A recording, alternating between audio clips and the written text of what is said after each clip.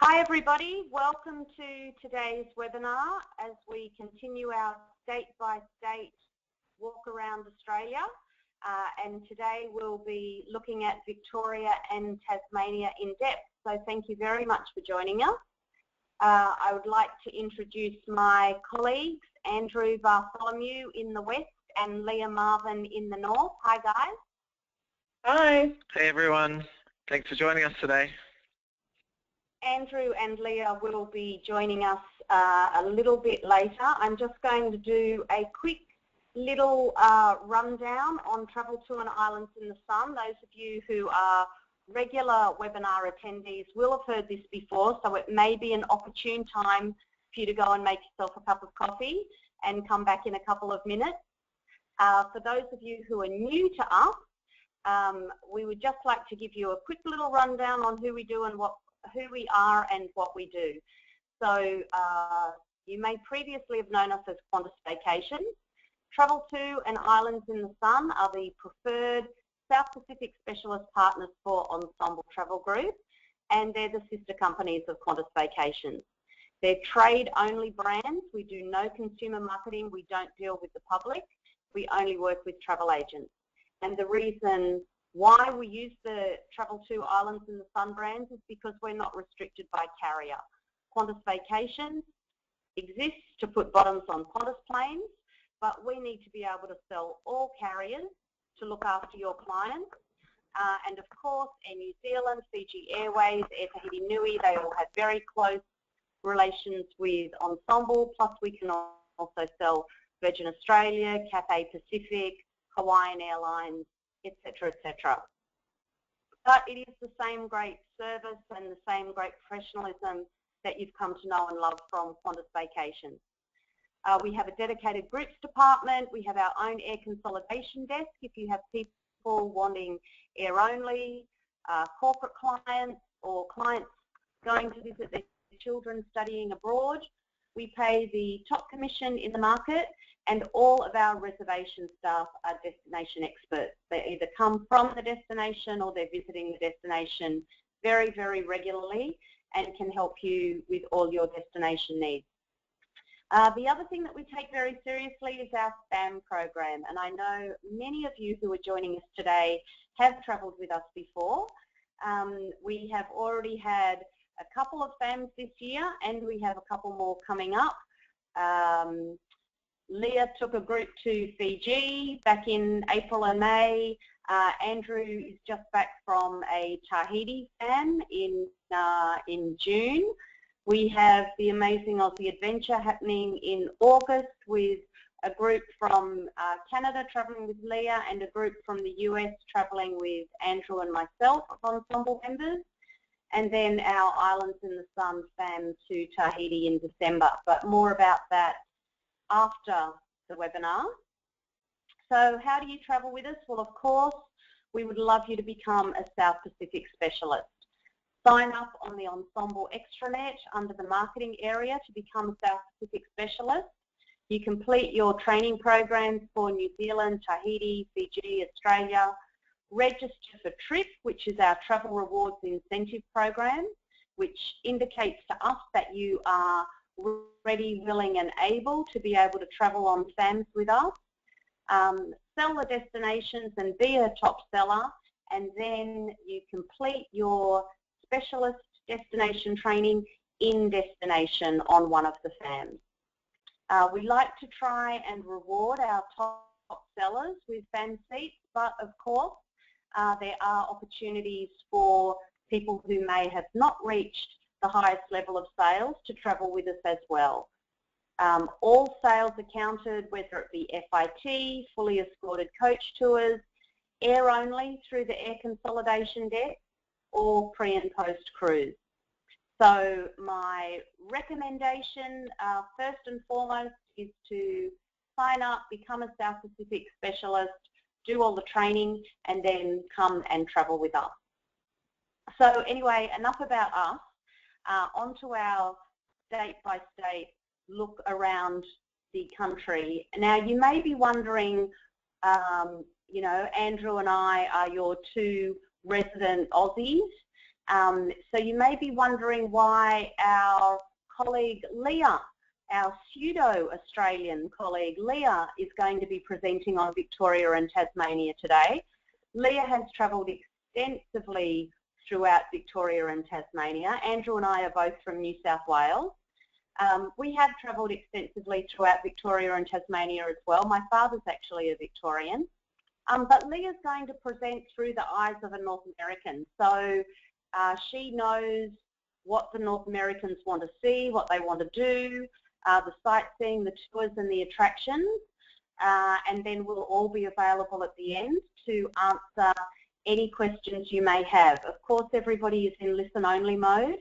If you think of any questions throughout the webinar as they come to you, please type them into the question box and we'll have some time at the end to answer any questions that you may have. So without further ado, I'm going to hand over to my colleague Leah, who is going to start us off through Victoria and finish us off in Tasmania. Thanks, Leah. That's great, Mel. Thanks for the wonderful introduction. Hi, everyone. Thanks for joining us today. As Mel said, I've extensively traveled through Victoria and Tasmania. I've actually been to Victoria probably about 6 times now. We actually did 2 FAMs over the last 2 years to Victoria as well as part of our amazing Aussie adventure. And I spent a month in Tasmania. So lots to review today, and I'm going to try to touch on all of the highlights that we offer for touring aspects throughout Victoria and Tasmania. And if you have any questions, like Mel said, be sure to type them into your question box on the right side of your screen, and we'll do our best to get to all of them at the end of the presentation. Andrew, can I have controls, please? Just bear with us for a moment here. This screen doesn't seem to be moving, so we'll just take a moment to regroup. Thank you, Andrew. We noticed a bit of a problem with this morning, so bear with us, please.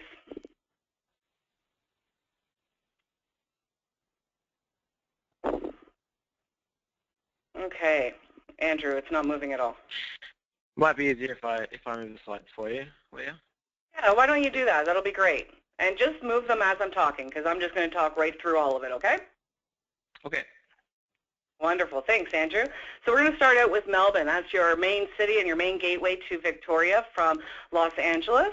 Now, Melbourne is a very metropolitan city. It's actually one of my favorite cities in Australia. Go ahead, Andrew. Just keep clicking. One of my favorite cities in Victoria. It really combines a lot of the old, beautiful buildings with some of the new architecture. You've got this gorgeous Yarra River just sweeping through the city itself. Now, Melbourne is a sport capital, so if you guys have anybody on your hands that are looking for maybe the Melbourne Cup or some racing, anything like that, there's tons of sporting events, footy, you name it, it's all there, and there's plenty of different arenas, too, to get around. I've actually had people travel here and go to several different games throughout the week. Now, as far as tickets go, you would book all of that online, and we would then book your accommodation. But as far as tickets go, we actually do have the Melbourne Cup on hand. So this is a big deal. On our next slide, we actually are showing you that with the Melbourne Cup, we're actually selling tickets way in advance. Before your clients can even look them up online, we're selling them. So we've actually put a package together that's 5 nights at the Crown Promenade, along with a guided site tour of Phillip Island, round-trip transfers, and then, of course, your tickets to the game. So really great package, and we can sell that now, whereas people can only start booking their tickets in September. So really, you do have an advantage here. And if you need any more information on this, just let us know. Type it into the chat box there, and we'll do our best to get the information to you to sell to your markets. Now, outside of sporting, there's many other things to do around Melbourne. One of my favorites, I'm a little bit of a shopaholic, I must say, is the shopping. Now, Melbourne is made of tons of different arcades like what you're looking at here. So there's high-end shopping, there's markets, there's all sorts of different shopping to be done. So make sure when you're selling your clients to Melbourne that they have a little bit of leisure time to be able to get out and explore that further. Of course, there's cafes. It's just riddled with cafes. In fact, Starbucks can't even stay alive in Melbourne because the cafes are so wonderful in Melbourne. The coffee is so tasty compared to even Starbucks that they just can't keep their business open because everybody wants the more boutique cafes. There's morning and afternoon city sites that we can do. Now, on last Amazing Aussie Adventure, I actually built the whole program in Victoria to show you the difference between day tours. So we have private tours, small group tours, large tours, semi-private. There's all different ways to do this, but the morning city sites is a great introduction into Melbourne. And if you're selling even independent travelers that don't want to do touring, please try to suggest a morning tour because it gives them good bearings for where they are. Now, speaking of the independent traveler, there's also the City Tram Circle. Now, this is a vintage rail car that goes around the city in a square, and it's a hop-on, hop-off service. It's free, and there is commentary on board as well. So if your clients are looking to get a little bit more acquainted, tell them about this City Tram. It'll be great. They can get to the markets, to the shopping, to the rail station, you name it. They'll be able to get around and see some of the highlights of Melbourne. Also on your city tours, things you're going to see are things like St. Paul's Cathedral. What I love about this, and it's a great image about it as well, it brings the old and new together, seeing those skyscrapers behind it, and just offers some really great photo opportunities. But the city tour will go around. You'll see St. Paul's Cathedral. Keep going, Andrew. You'll see Parliament. You'll see the Botanical Gardens. Which you actually do stop at the Botanic Gardens, and there's opportunity there to go into Captain Cook's Cottage for a little bit of a more historical view on your city tour, and that they would do at leisure while they have 20 minutes in the Botanic Gardens. Keep going, Andrew.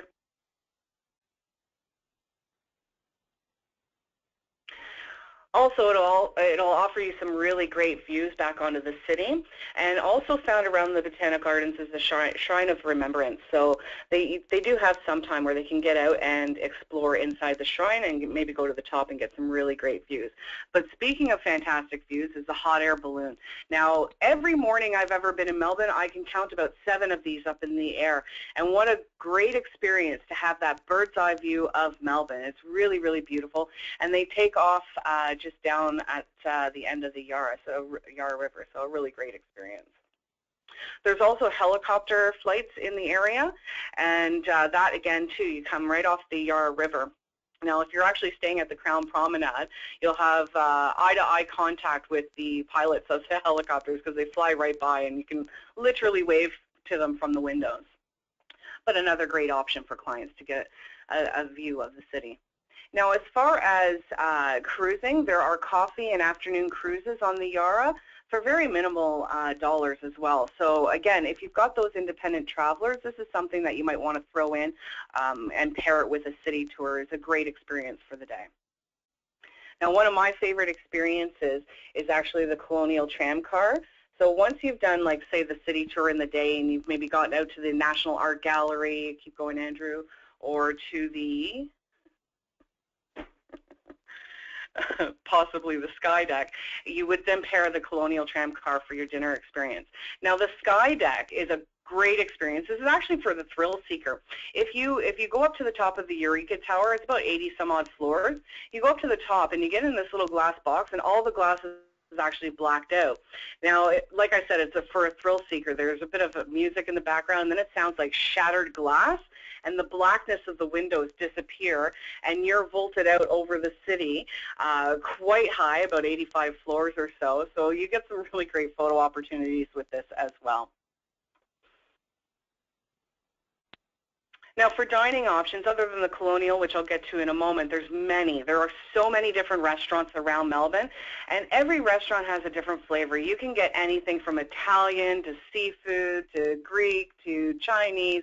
I mean, it's all about the dining experiences in Melbourne. I believe they do the food and wine experiences the best. They're fabulous, absolutely phenomenal, and your clients will love it. Now, the best tour to do, and this is a must-do, I can't stress that enough, is the Colonial Tram Car. Now, this is a 5-course fine dining restaurant, and it goes around the city. Now, your clients won't even be looking out in the city because the entertainment's on board. The service here is award-winning. It's absolutely amazing. Every time you take a sip of your drink, they're pouring you more wine, so your clients will have to tell them when enough is enough. But they're highly entertaining. In fact, one of them is an opera singer, and he sings on board, and really amazing. Now, again, it's a great colonial tramcar experience, but the food is award-winning as well. The food is absolutely delicious, and all of my fans that have gone to Melbourne have experienced this, and it is always a highlight of the trip.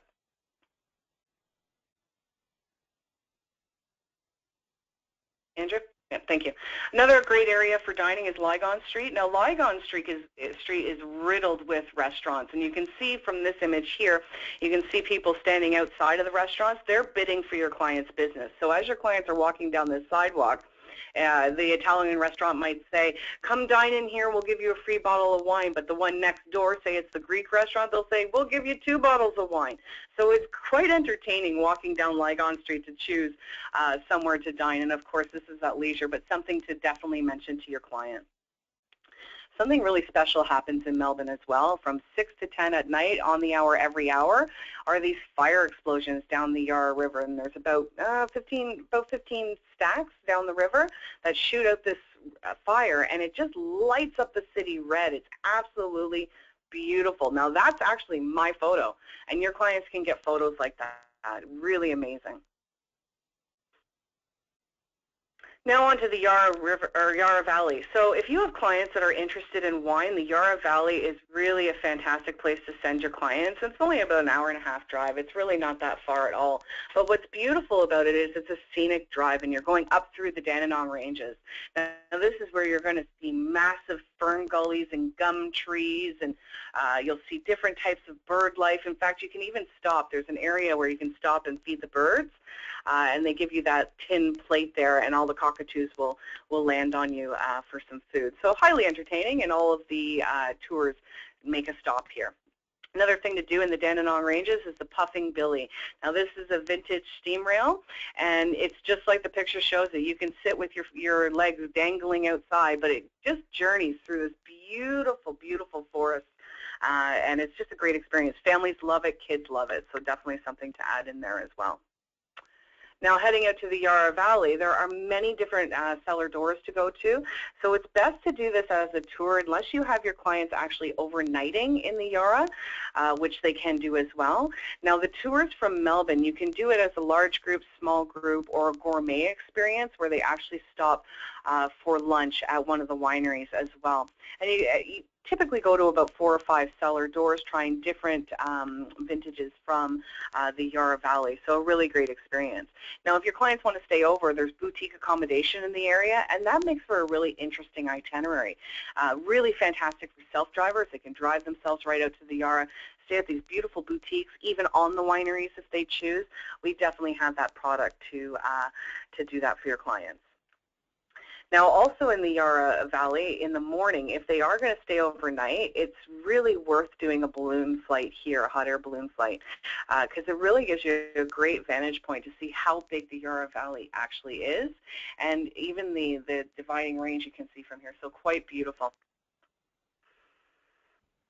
Now on to Ballarat. Now, if you have families on your hand, Ballarat's a great option for kids. This tour leaves from Melbourne, and it takes a few hours to get out there. But once you're on the way out there, there's actually a stop at a wildlife sanctuary where the kids can get out and pet the koalas and the kangaroos, the wombats. I mean, there's so much to see. And every big or large tour that goes out to Ballarat actually makes that stop. Now, into Sovereign Hill is where you're going to see outdoor theater, really, and it's all about the Eureka Stockade. So everyone that works this town is actually still dressed in the clothing from that era, and they actually do live performances in the street. Your clients will have about 4 hours out here, and they can go into all the different shops, and each shop, someone that works there, for example, if you go into the post shop, then you've got the person at the front counter there, and she's actually acting as if it's back in the days of the Eureka Stockade. So I know I had my fam out there, and one of our agents actually went in and asked if she could take a picture of them, and they looked at the camera and said, well, I don't know how to use it. What is this? I don't know how to use this. So they're actually really in in character, and it's a great day for kids. Now, if they have the time, Blood on the Southern Cross, it happens nightly, and it's 2 hours, and it's an outdoor live performance of what the Eureka Stockade was all about. So it gives you a better history of the area and all the mining and the gold rush and everything that happened around the Eureka Stockade. Now, it's not on the map, but it's something we have to talk about, is Daly'sford. Now, if you have clients that are looking for more of a spa vacation, then Daly'sford is definitely the place to send them. You will see on the next slide after this, about an hour and a half from Melbourne. But once you get into Daly'sford, there are so many different spa retreats that your clients can take advantage of, and we have information on almost all of them. If we don't have it, we'll look for it for you for sure. But one of my favorites here is actually an accommodation. It's called Villa Parma, and it's got this beautiful, beautiful spa with just amazing timber that's carved out, hand carved. You can see the doors, and it's got this gorgeous view back over Daly'sford. So a really beautiful area to send your clients. Now, it's at the foothills of the Great Dividing Range, and you'll see that there are some natural mineral springs in the area as well, and we can get your clients out there. Now, most people at Hepburn actually spend an entire day out here soaking in the actual springs, then taking in a spa retreat, maybe having dinner at night. Now, the Great Ocean Road, this is a really popular area as well for self-drivers and for touring. So if your clients are in Melbourne and they want to see the Great Ocean Road, we can do it as a small group, a private, or a large group. If they're self-driving, they want to self-drive to Adelaide. It's one of the most sought-after self-drives of Australia.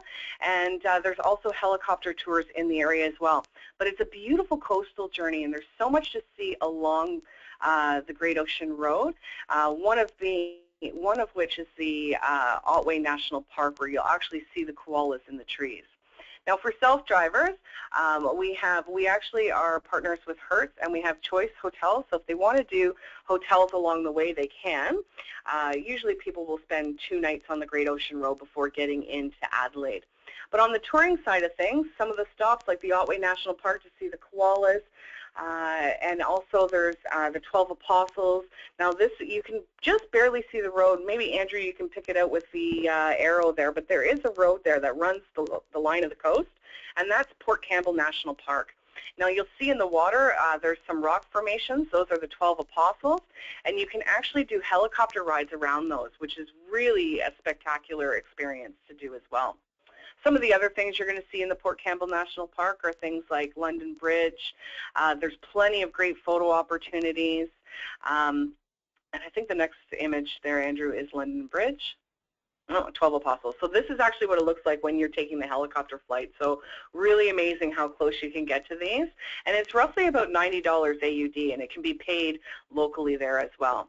London Bridge, you'll get great photo ops of that, and you'll learn the history of how it actually, the erosion made it fall into the sea and sweep it away.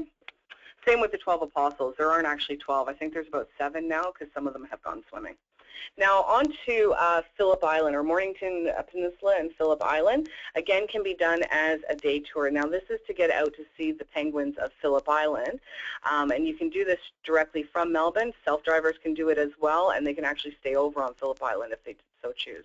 One of the first stops is Maru Koala and Animal Park, where clients can get out and pet a koala. You can't cuddle them here, you can't hold them, but you can definitely pet them and get great photo opportunities. You can, however, go into the enclosure where the wallabies are, and you can feed them and play with them a little bit before you get back on the coach and journey on to Phillip Island. Now, the way that Phillip Island is set up, it's these walkways that meander down to the beach, and the beach is called Summerlin Beach, and you're not allowed to take any photos, so your clients have to put their cameras away here. It's all about viewing the rituals of the penguins. Now, the way that it's set up, there are several different ways to book this, and you'll see on this slide here that there are 3 viewing platforms, and you can basically go from the top one, which is more like economy, then business is next to it, and first class is this one closest to the bottom of your screen here, a little bit more private, and it's to view their rituals. Now these penguins go out all day fishing, and come back up onto the beach to get to their penguin holes to feed their young. But they are actually prey in the area, so what they do is they hop in and out of the surf until they've collected enough friends to look like a giant organism to go across the beach, so that way they don't get picked off. Now, of course, once they're up on the beach, people start to walk the boardwalk and view them that way as they're running to their penguin holes. Now, this image here, there's actually a private tour, and you're given binocular or like night vision glasses where you can actually sit down on the beach. And now you're in their habitat, so if they choose to walk over your foot, then that's their choice. So it's a really great option, and it's definitely the most luxurious option for Phillip Island. So if you've got high-end clients, that's something you want to suggest. Okay, so that's our trip around Victoria very quickly, and again, we've just picked out the highlights. There's so much more in Victoria as well, and if you're ever interested in putting just a Victoria itinerary together, let us know, and we'll help you with that. So now we're on to Tasmania. Now Tasmania is much smaller, population 513,000. Now Tasmania, to me, is like a mini New Zealand. It's very lush, it's very beautiful. There are some really incredibly rugged national parks. 80% of Tasmania comprises of national parkland, so it's very, very lush. Now in Tasmania itself, yep, there we go. For the adventure seeker, it's a great place to send anybody that's looking for an adventure. There's tons of hiking and rock climbing, and really for the nature lovers out there. So again, think Tassie if you've got any of those clients on your hands. Also in Tasmania, what they're going to find are many World Heritage listed historic sites, like what you're looking at there. That's Port Arthur. That's the penal settlement, and I'll get to that a little later in the presentation, but there are many different sites, and there's little maps that they can get to that actually point out where all of these sites are. Tasmania is also riddled with museums and galleries, and really innovative galleries as well, that have been in the news time after time after time, like Mona, just outside of Hobart. So definitely if you've got clients self-driving, because that tends to be the most popular thing to do in Tasmania is to self-drive, let them know about the galleries and all the different stops that they can make. Now, one of the ways to get to Tasmania other than flying is the Spirit of Tasmania. Now, the Spirit of Tasmania is going through a massive refurbishment right now, but it will be completed in September. And it departs from Melbourne and comes into Devonport. Now, I'm going to show you some artist renditions of what the new ship is going to look like, and it's going to be quite amazing. Now, for your self-drivers, like I said, Tassie is a great self-drive destination. They can actually take their vehicle from Melbourne to Tasmania, and it's roughly about 83 AUD per way if they choose to do that. The other option, of course, is just to get on the boat on Spirit of Tasmania and pick up a car in Devonport. Now, day tickets are best during the summer months because you can see that's the type of seat that they have. There's no seat allocation. They actually move freely around the ship. There's day sailing and night sailing. My preferred way to do it is night sailing. Now, if your clients choose to do the night sail, it leaves at 7:30 p.m. and it arrives there at 6 a.m. And you'll see, now this is the artist rendition. The rooms are very luxurious, way better than they used to be, very, very comfortable. And just as we go through, this is the deluxe cabin, so huge screen TV in there for them, and quite a bit of room to move around. If they want to save a little bit of money, there's twin porthole cabins available. There's also TMK. Now this is the Tasmanian Market Kitchen. This is what it's going to look like. So it's more like a buffet style dining experience, and your clients will be able to have that included in their ticket as well. Also, just on from there, there's other things on the ship to do as well. So just as we flip through these artist renditions, so that's basically like a mini cafeteria if they get peckish in the evening and they want to pick something up. There's bars on board, lounges on board, there's viewing decks on board. There's even a kids' play area as well. If mom and dad want to have a bit of peace and quiet and send their kids to the play area, they can do that as well. Now the terrace lounge is going to be a very, very popular one. As you can see, it's wall-to-wall windows, floor to ceiling. So great for sightseeing along the way. And just keep on going there, Andrew, because they're all artist renditions. It's going to be a beautiful ship, though, as you can see. Now, I think the kids' play area, just keep going until you get to the kids' play area there, Andrew, because you'll see it's quite large. There's even an arcade in there as well, so you know it doesn't have to just be the young kids. If you've got teenagers, they can go in there and play a few games as well while mom and dad relax on maybe one of the decks. And then once they get into Devonport, if they're picking up a car, the actual Hertz location is right by the ferry terminal, so they don't have to go too far for that. But you can see, like I said, it's a real self-drive destination. Now, just looking at this map for a second, everywhere in Tasmania is less than 3 hours to get to. So except for, I'm sorry, there's one road, Hobart to Strawn. I'll tell you about that one in a minute. That's 4.5 hours of a very rugged drive. However, the rest of the continent is quite easy to get around. There are no straight roads in Tasmania. They're all very windy. So, you know, it's a good thing that they're short-haul drives because you do get a little tired when you get into some of the areas, especially from Hobart to Strawn.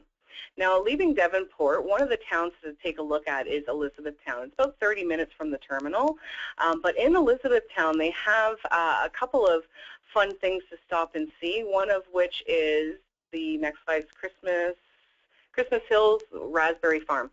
So here, if they're a little peckish and they want to have some lunch, this is a great spot because they can try scones and jam of all sorts of different raspberry jams and cream.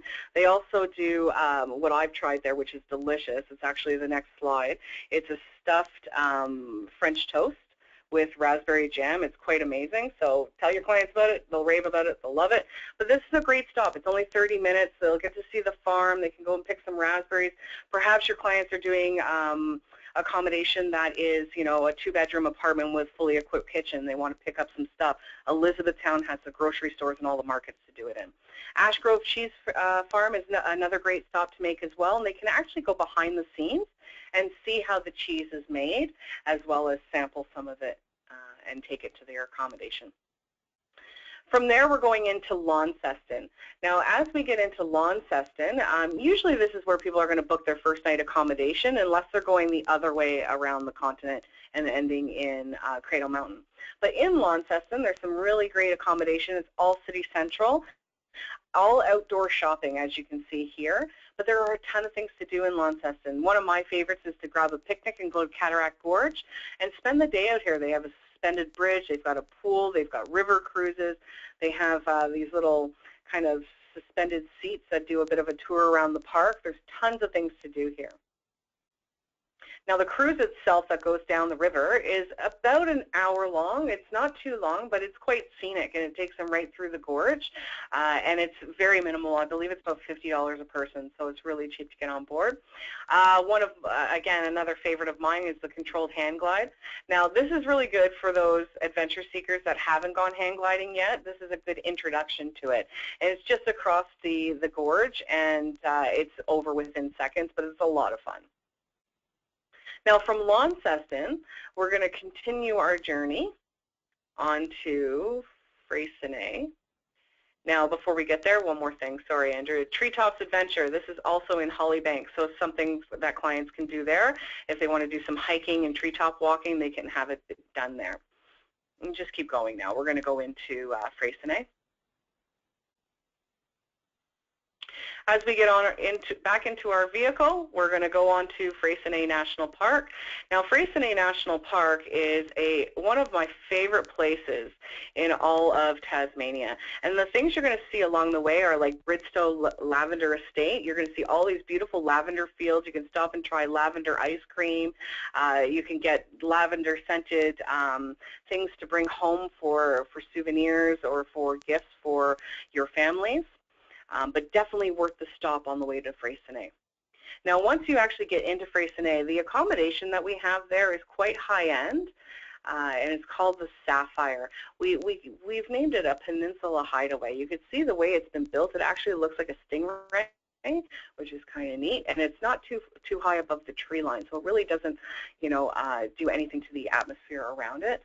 Now, the building itself is very high-end. So you've got luxury suites, which have a great sitting area, your bedroom, your bathroom, and decks, really nice decks with views looking across the water and up to the mountains. And from there, you'll actually be able to just, go on to the hiking trails from there as well. So signature suites are a little larger. They've got the sitting area, they've got the outdoor area, they've got a desk area. Their outdoor area is very, very private as well, so it doesn't feel like there's anybody else around you. Keep going. Yep. And then the private pavilion. Now this is for the clients that you have that want the best of the best. Go back, Andrew, for a second.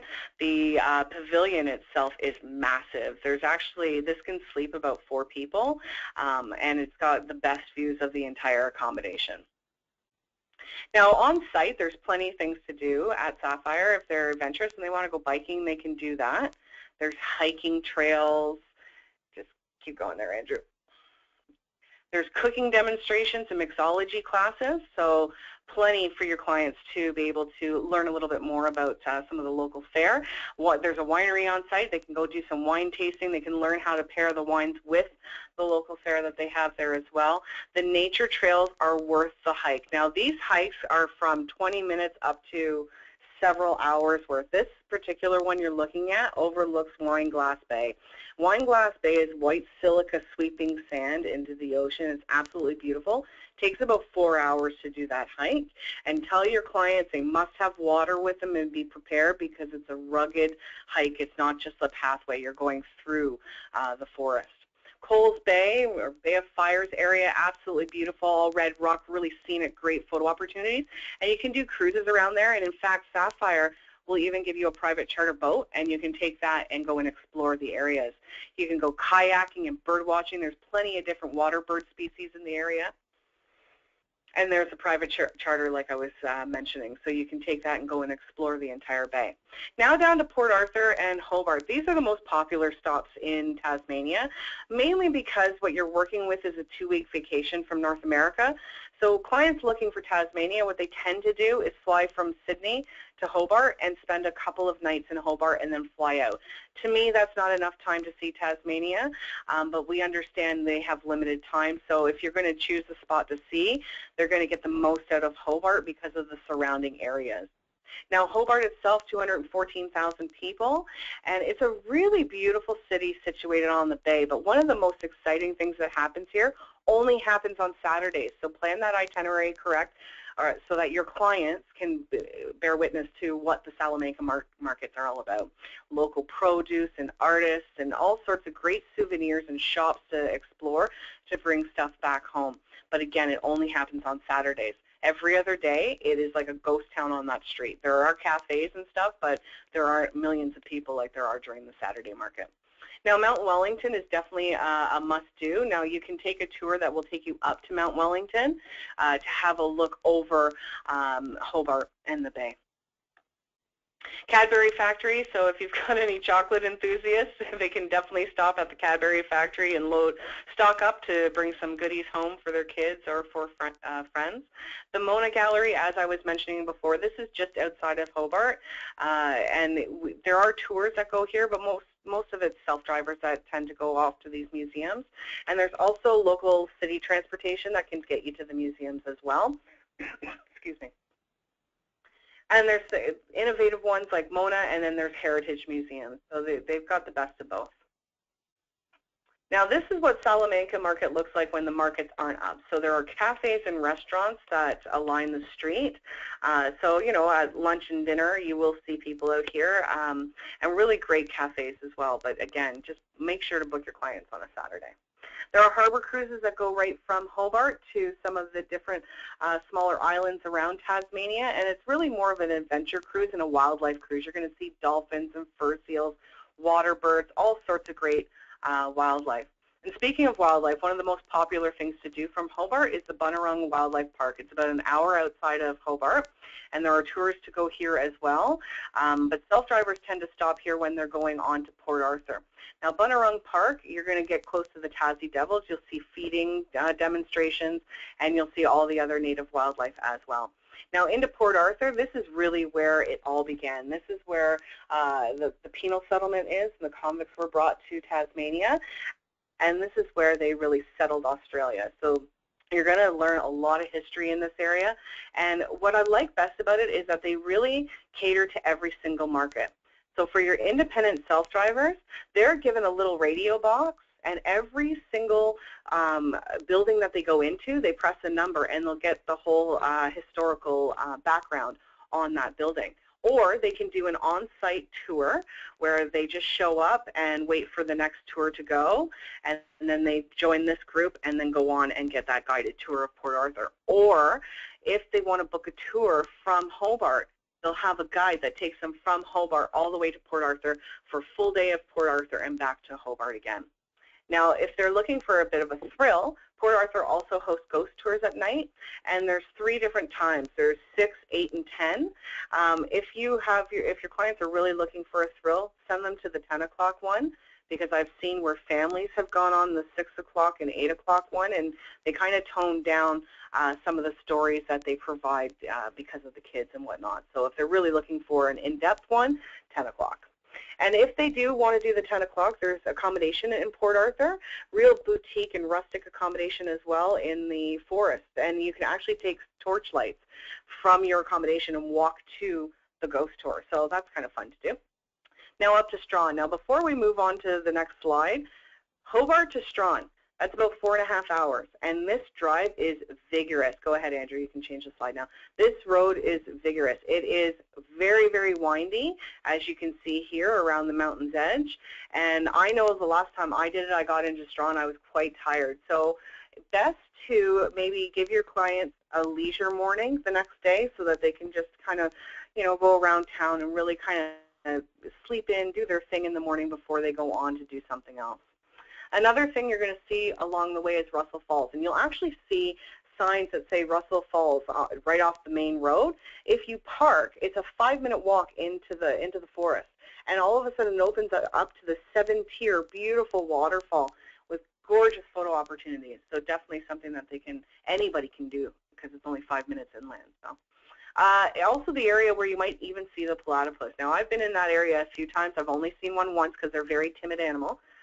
But definitely tell them to keep their eyes open for that. Then into Strawn. Now Strawn is a seaside village, really beautiful, very small, very, very small. There's only like 2 restaurants here. There's a market. But what people come to Strawn for are for the touring aspects, because they have a vintage rail in the area as well as a cruise. Now, go ahead, Andrew. Yeah, the cruise itself is about 2 hours through the Gordon River, and there's stops along the way to see some ruins as well around Sarah Island. Now the West Coast Wilderness, this is about an hour's journey on the rail, and it's really great. It goes right into the forest. There's commentary on board as well. Now the reason people are coming through Strawn is because they're on their way to Cradle Mountain. Now in Cradle Mountain, this is what you would sell as a rustic cabin experience. It's a really gorgeous spot. You're in the middle of nowhere. There's wildlife everywhere. There's hiking trails from 20 minutes to 8 hours.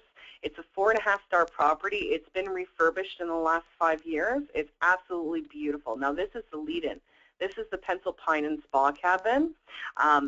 They all have some really great views as well of the forest, and then you can upgrade them as well to the spa suite. They all feel really private as well while you're there. Even though they're in close proximity, you don't feel like there's anyone around you in this area.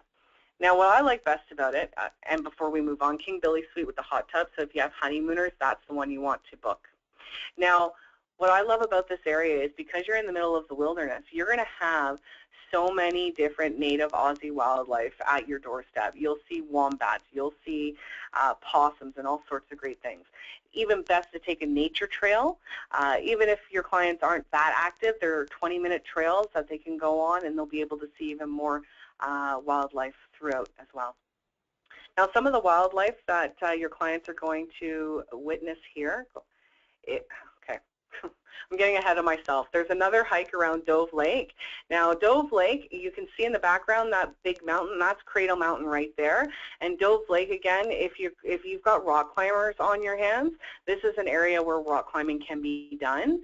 But there's also tours that go around the area. And this lovely couple in this picture, we're probably on the tour that does a bit of maybe a 10, 15-minute hike down to Dove Lake itself. But for those more adventurous, like I said, there are more vigorous trails, and there's rock climbing in the area as well. If they want to go mountain biking, some great mountain biking trails. I haven't done that yet, but I have had a friend do it, and he said it was amazing. He was out there for a few hours, so I can just imagine that it was quite scenic. Now, as far as wildlife, you're going to see some really unique Aussie wildlife, one being the echidna. This is almost like our porcupine, I guess, but much smaller. And it's like a drill when it burrows. All four legs drill at the same time into the ground, so quite neat to see. And if you spook one, it'll start drilling down, so quite different. You'll also see in the area the Tasmanian devil, and in fact, you'll learn about, it's unfortunate, the Tassie devil is experiencing a skin cancer right now. So every sanctuary your clients go to in Tasmania, a portion of their money goes to saving the Tassie devil. So that's definitely something to let your clients know about as well. But you'll hear them at night, especially if they're feeding. You'll hear them. They snarl and growl and all sorts of stuff. You'll see wombats. In fact, there's a resident wombat that walks around. His name's Wally, and he's quite cute. He'll come right up to you. And while you're staying in your cabins, you might see some wallabies hop by, but definitely you'll see possums. They always come out at night, and they look in your windows. Even the spotted quolls come out, but they look in your windows. They'll come right up on your deck and check you out, and it's quite amazing to see this. That's actually my image there. I had a curious possum looking into my front door.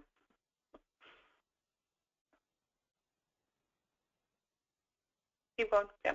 Now, as far as Tasmania is concerned, I've been saying throughout that it's a great self-drive destination, but your other option there, and very, very popular, is escorted touring. Now, AAT Kings has 4 different tours doing 4 different areas around Tasmania.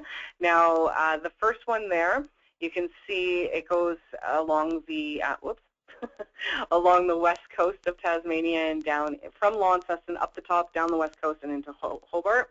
The next one is the full Tasmania. It's about 12 days. Excuse me. Then the next one is down the east coast, taking in Freycinet and ending in in Hobart.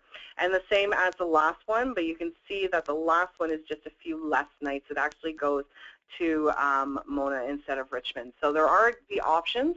The AAT Kings coaches that do this are the 50-seater coaches, but there is a small group option as well, a 20-seater coach. Why I like the small group a little bit better is because it's a smaller vehicle, so it can get into areas that the big vehicles can't get into, and it opens up the opportunity to show your clients a little bit more of Tasmania. So if you can twist their arm to a small group, please do so. It's a fantastic experience. Now, in speaking of escorted tours, we're about to go into our escorted tour campaign. It starts up July 1, and it goes through to September. Now, my former role prior to Travel 2 was AAT Kings, and I can tell you that, you know, to find a product that sells in low season is tough, but the coach tours is what sells. It kicks up in July, August, and September for departures from October through to March. So what we're going to have on hand for you is going to be an 8-page brochure, a microsite, and some flyers for you to go out and market the products that are selling at this time of year. And if you need anything at all, please let us know, because we'll be happy to help you with that. But know that our agent toolkits are being updated as we speak, and that should all be available for you sometime next week. What we'll do is send out an announcement once the collateral is ready for you to download, and it's really, really easy to do so. Go ahead, Andrew, you can turn on to the next screen. When you actually go to our website, to the agent site, go to the next one there, to the agent site, all you have to do is log in, hit microsite, and then away you go. So, I mean, it's really, really easy, and if you ever need a hand, we can help you with that. So that's it for me today. I took you around Victoria and Tasmania. I hope you enjoyed it, so thank you very much. But I'm going to hand you back to Andrew to tell you about some of the incredible promotions we've got going right now. Andrew, over to you, and thanks for changing the screen for me. Thanks, Leah, and thanks for that. That was a very in-depth and very informative trip around both Victoria and Tasmania. So as a local Aussie, I certainly learnt a lot of different things that I didn't even know about. So I guess I need to get back down there myself. Anyway, so moving on to a couple of our latest packages that we have. As Leah mentioned earlier on, we do have a package for the Australian Open Tennis. And we do have the tickets on sale now, which is, as she mentioned, a huge advantage in that no one can buy tickets until September, but we have reserved tickets already in our system, ready to go. So if you do have people interested, please ask the Res guys about it, and they can give you the different pricing, the different options and stuff like that. This particular package, 5 nights at the Crown Promenade, beautiful hotel. It's on the south bank of Melbourne. Includes reserved seating to Rod Laver Arena, the Phillip Island tour, which Leah mentioned, as well as the transfers to and from the airport. If you have some clients that are looking at stopping over on their way or just want an island getaway instead, Coruscant has newly released these floating berets. So instead of over the water with pylons and stuff, they're literally rooms that are on pontoons. So it's quite a cool experience. They float a bit with the tide and everything. Being that they've just released them, they have this special package, which is a 20% off discount. And as you can see, it includes a whole bunch of good stuff like the massage and the candlelit dinner and stuff like that. So definitely keep that one in mind as well. Not leaving Tahiti out, of course. Lataha Island Resort and Spa, one of my all-time favourite properties there. Has a stay 3, pay 2 at the moment until the middle of September. So definitely remember that one if you have some honeymooners. So that's just a quick update on a few of our latest specials, and then I'll hand over to Mel to wrap us all up. Thanks, Andrew. Well, while I'm just doing a quick wrap-up of our FAMs, Andrew will just check and see if we have any questions. So we've still got a couple of minutes at the end, so Andrew will check on the questions. We do have our Islands in the Sun Tahiti coming up in December. So we will be tracking all of your sales for the trip members from now until the end of October, and then sending invitations out for our Tahiti FAM. We'll be visiting Papeete for the Tahiti Tourism Exchange. Then we'll be visiting Moorea, Bora Bora, and this time, for the first time, we'll be going out to Rangiroa. So I'm very, very excited about that, as I'm sure everybody will be.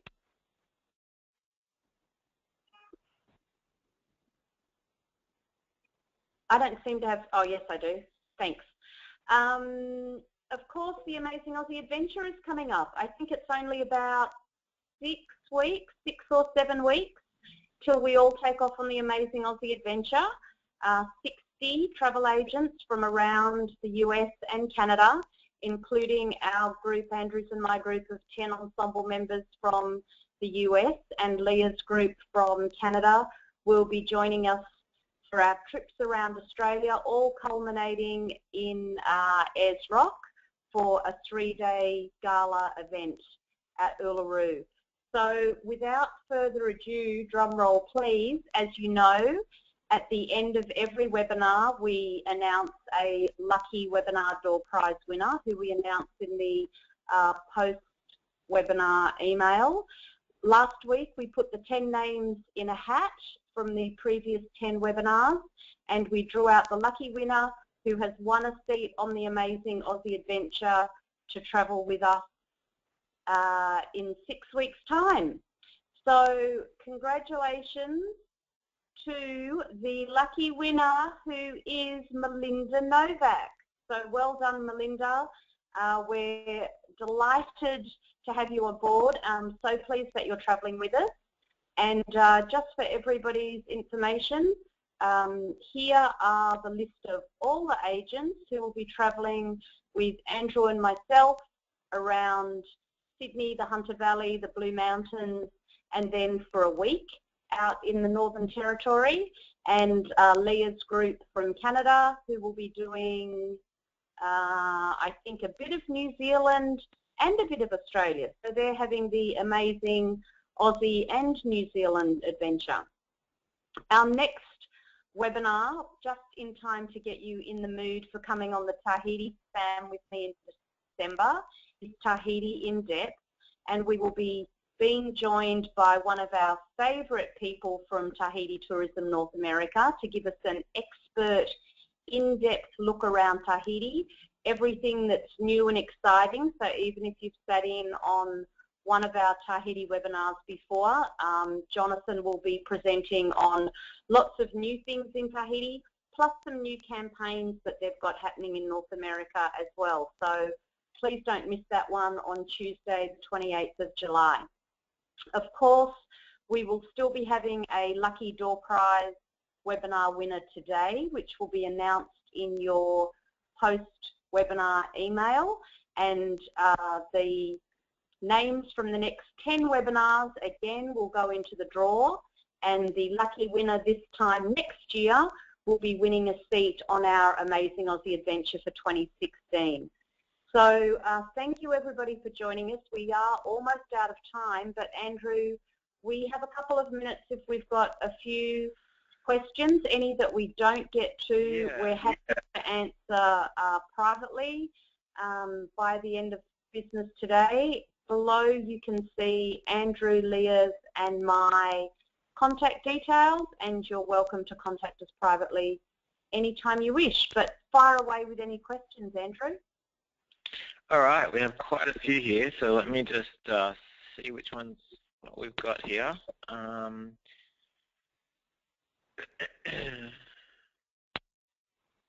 Okay, this one's about the Spirit of Tasmania. Leah, do you have an idea of how much the cabins run for on the night sailing, approximately?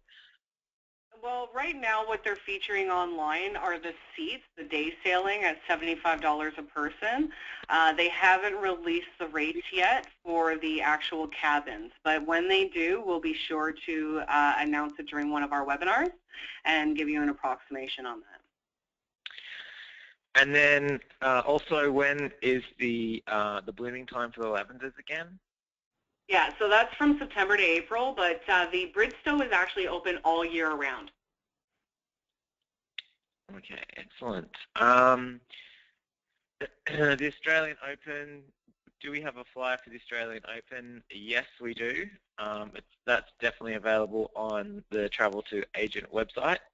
So you can log in and download it with all your details on it, and send it out to your clients and that sort of stuff. No problem at all. What else do we have here? The question about the webinar, is it available afterwards? Yes, it is. They're all recorded and they're stored on the Ensemble extranet.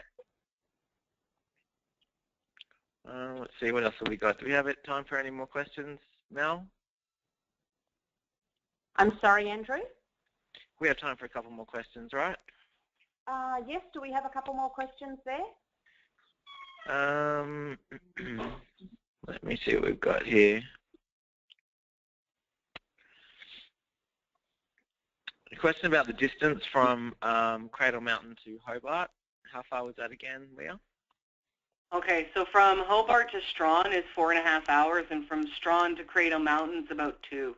That's why people stop in Strawn, because like I said, that drive, if they're doing a self-drive from Strawn to, or from Hobart to Strawn, it's very, very vigorous, and they're going to want to rest for the evening. Okay, excellent. Let's go one more quick question.